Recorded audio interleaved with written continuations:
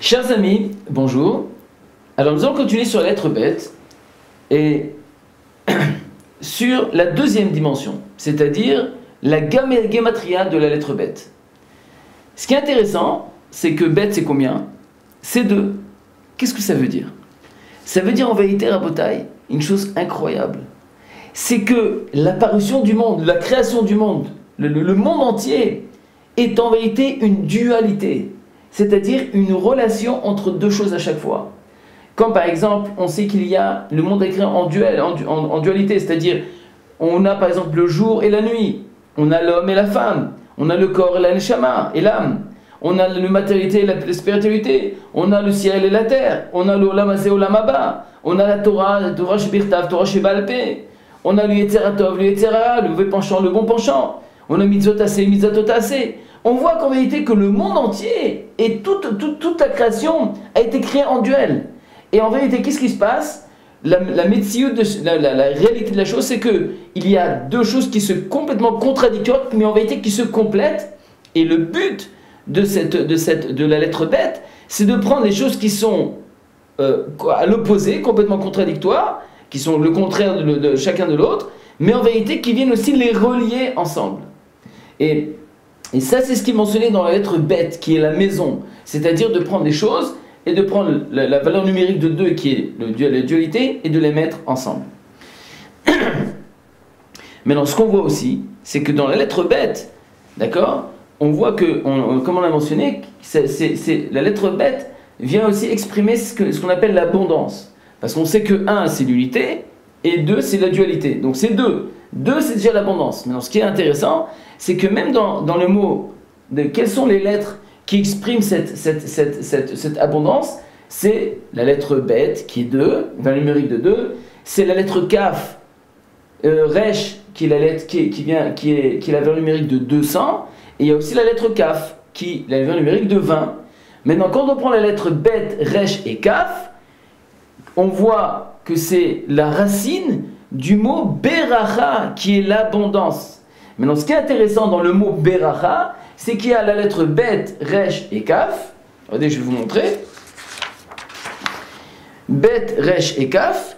Et il y a le petit, le he. Et c'est quoi cette histoire de he? He représente la concentration du monde, c'est-à-dire la création du monde, mais déjà qui commence à s'évoluer, l'évolution de la création du monde. Et comme il est marqué dans le verset, Ele toldot shamayim va'aretz, dans Sefer Bereshit, il est rapporté, Ele toldot shamayim va'aretz, behi bar'am, beyom asot Adonai, Elohim eretz veshamayim. Ça veut dire quoi?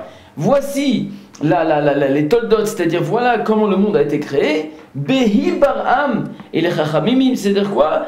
Nous donne un remède, behe ibara, c'est-à-dire que le he, c'est elle, c'est la lettre he qui va comment dirais-je, qui va exploiter la création, c'est-à-dire qui va faire en sorte, qui va donner de l'évolution à cette création et qui va mettre en metsiout, en réalité, cette création.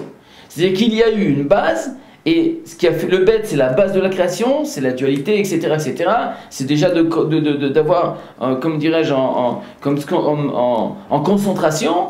Et ensuite, il y a le he qui va venir et qui va émerger toute cette création, qui va faire en sorte que le monde va créer. C'est pour cela, si vous vous rappelez, que même la femme qui représente le matériel, le mari, le spirituel, comme vous vous rappelez, Ish, c'est Aleph Yuchin, la femme, c'est Aleph Shin He, et He vient représenter encore une fois cette notion de matériel qui représente le monde actif, etc. Alors que l'homme, c'est Aleph Yuchin, c'est le Yud qui représente le côté spirituel, etc. Alors, donc, qu'est-ce qu'on voit ici? On voit que le mot berer, c'est-à-dire beracha, les lettres qui mentionnent l'abondance, qui est le bet, resh et kaf, viennent se rajouter à la lettre he. Ça veut dire quoi? Ça veut dire l'évolution de l'abondance dans le monde. C'est-à-dire que c'est l'abondance qui règne dans le monde. Donc, quand tu parles de beracha, c'est quoi la beracha? C'est l'abondance qui vient de là-haut, d'Akadosh Baruch Hu, dans le monde, dans le monde, dans la maison, etc., etc. Et viennent les Chachamim et nous enseignent encore plus que ça. Et nous disent, ok, donc la beracha, c'est l'abondance qui vient et qui règne dans le monde, qui règne dans ta maison. Mais maintenant, comment, quelle est la source de la beracha? Comment on peut faire descendre la beracha? Comment on peut apporter la beracha chez nous, dans notre maison? Comment on peut faire apporter la beracha dans le monde, dans une ville, dans le pays, dans l'endroit où on habite? Alors viens les chachamim, ils nous disent. Et en vérité, c'est un des versets du chant Lecha Dodi que nous chantons tous les rêves Shabbat, tous les vendredis soirs à la synagogue. Qu'est-ce qu'on dit là-bas? Likrat Shabbat lechu venelcha ki himekor haberacha. Ça veut dire que quelle est la base de la beracha? C'est le Shabbat. Ça veut dire que quand on respecte Shabbat, il y a la bracha. La bracha, elle vient se résider chez nous. C'est-à-dire que le mekor, la source de la beracha, c'est le Shabbat. Alors maintenant, on peut comprendre que ça veut dire quoi Shabbat? Shabbat, Shabbat, c'est respecter Shabbat, c'est qu'on n'a pas le droit de fumer, on n'a pas le droit de voler, on n'a pas le droit de rouler en voiture, on n'a pas le droit de ceci, on n'a pas le droit... Donc c'est des interdits.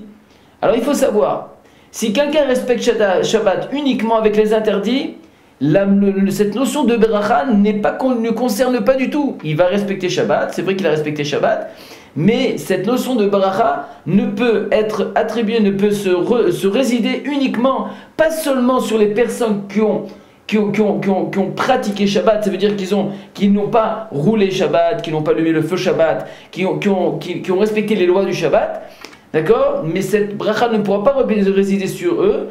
Elle a uniquement les personnes que, mis à part le respect du Shabbat avec les lois de Shabbat, mais ils ont fait aussi ce qu'on appelle le Oneg Shabbat.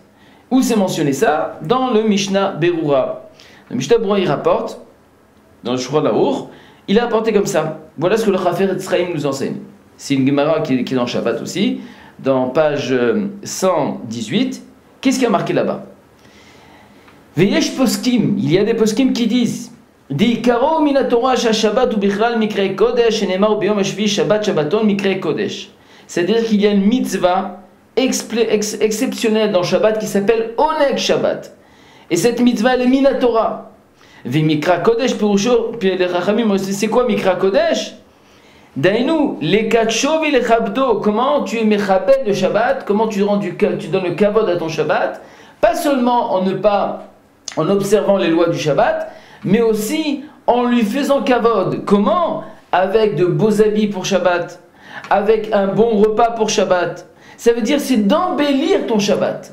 Ça veut dire que la mitzvah, si on veut faire régner, on veut faire descendre la beracha dans notre maison, on veut faire descendre la beracha dans n'importe quelle circonstance, sur nous-mêmes, dans nos actions, dans tout ce qu'on fait dans la vie, il faut savoir que, mis à part les lois du Shabbat, il y a aussi qu'on doit embellir notre Shabbat. On doit rendre notre Shabbat une journée extraordinaire, une belle journée de Shabbat. Donc comment je vais faire en sorte que je vais être très heureux dans mon Shabbat? Si je fais un Shabbat où que j'ai pas le droit de ceci, j'ai pas le droit de rouler, je suis angoissé, j'attends avec impatience que le Shabbat y termine, etc. Ça veut pas dire que non, tu embellis ton Shabbat, tu fais du kavod à ton Shabbat. Mais si par exemple, j'achète de très beaux habits pour Shabbat, je prépare un très bon repas pour Shabbat, un bon couscous boulette pour les Tunisiens, un bon, je sais moi, pour Gefit Levish pour Ashkenaz et Abouda Choucroute, etc. Enfin, tout ce que vous voulez, chacun avec ses repas, d'accord? Mais j'embellis mon Shabbat. Je me parfume, je me fais beau, je fais une bonne douche, je me prépare, mes enfants sont propres et tout le monde va bien et tout, et c'est gai, des pistaches, enfin, j'embellis, je fais en sorte que je suis bien dans mon Shabbat. Eh bien, si tu rends kavod à Shabbat, ça veut dire que c'est tellement bon, comme si quelqu'un, tu veux faire kavod à quelqu'un, donc tu le respectes, tu es derrière lui, tu souris à ton Shabbat, pas tu es angoissé dans ton Shabbat. Alors cette personne qui va embellir son Shabbat, qui va être heureux dans son Shabbat, alors la bracha pourra régner sur lui. Pourquoi? Parce qu'il est marqué Likrat Shabbat lechu venelcha ki himekor haberacha. Et nous dit le Chafetz Chaim, comme il rapporte dans Shabbat, meod והפליגו חז"ל מאוד במצווה זו של עונג שבת ואמרו דכל המענג את השבת, celui qui embellit son Shabbat, qui le rend beau, qui rembourse son Shabbat, נוטלים לו לחלה בלי מצרים, on a une beracha illimitée, וניצול משעבוד מלכויות, il n'aura aucun souci, וזוכה עבור זה לעשירות, nous dit la Gemara. Ça veut dire c'est comme ça qu'il s'enrichit. Et donc, Rabotai, on voit d'ici que c'est très très très important d'embellir le Shabbat. Mais il faut savoir aussi, ok, le Shabbat est arrivé, on a la bracha, etc. Mais maintenant, comment on fait pour préserver cette bracha, qu'elle ne s'en va pas et qu'elle ne s'envole pas? Alors il a rapporté une bracha dans Ta'anit. Et là-bas, il a rapporté comme ça, Amar Rabbi Yitzhak, En bracha mitsuya ela bedavar samui minayin. Ça veut dire que si tu veux préserver la bracha, sache qu'il faut qu'elle soit cachée des yeux. Ça veut dire de ne pas trop se montrer dans ta conduite, dans ta conduite, même quand il y a des choses qui arrivent et tout ça. Des fois, il vaut mieux se taire, ne pas trop parler autour de toi. Alors, bon, Hachem, nous avons vu maintenant que le bête exprime une chose incroyable, le début de la création. La Torah nous dit, et ensuite nous voyons que au niveau de l'appellation d'Alet, on voit que l'Alet c'est quoi le bête? Bête c'est le bait, c'est la maison, ça vient regrouper de la dualité, de relier, de faire une fusion entre toutes les particules de la création pour qu'il y ait une harmonie et qu'il y ait une consistance et que ça vient pour exprimer tout ce qu'on appelle le globe entier et qui s'appelle le monde, à travers les étoiles, la lune, le soleil, etc. etc. Donc c'est une harmonie extraordinaire qui est construite qui est exprimée avec la lettre bête. Et mis à part ça, nous voyons aussi que même au niveau de la gematria de la lettre, qui est le 2, qui apporte une beracha, c'est-à-dire faire descendre toute l'abondance dans le monde, le shefa dans le monde qui est la lettre He. Bet, Resh, Kaf, He. Donc maintenant, ce qui nous reste à voir maintenant, c'est la suite au niveau de la lettre Bet, au niveau de la forme de la lettre. Alors ça, Hashem, on verra ça la prochaine fois. À très bientôt.